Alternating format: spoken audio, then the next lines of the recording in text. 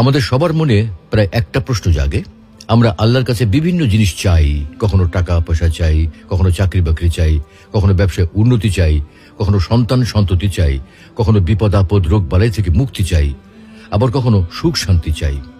এভাবে আমরা নানা কারণে আল্লাহর কাছে প্রার্থনা করি, সর্বদাই আল্লাহকে ডাকি। কিন্তু মনে হয় তিনি আমাদের এসব দোয়া কবুল করেন না, আমাদের ডাকে সাড়া দেন না। প্রখ্যাত বুজুর্গ ইব্রাহিম ইবনে আদহাম রহমতুল্লাহ আলাইহিকে জিজ্ঞাসা করা হয়েছিল, আল্লাহ কেন আমাদের ডাকে সাড়া দেন না, এর কারণ কি? কেন তিনি আমাদের ডাকে সাড়া দেন না? কেন আমাদের দোয়া কবুল করেন না?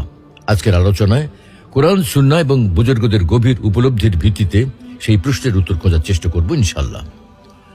আল্লাহ আমাদের ডাকে কিভাবে সাড়া দেন? প্রিয় দর্শক, কোরআনুল কারীমের সবচেয়ে সুন্দর আয়াতগুলোর মধ্যে একটি হচ্ছে সূরা বাকারার 186 নম্বর আয়াত। এই আয়াতে আল্লাহ তাআলা বলছেন, তিনি আমাদের কত কাছে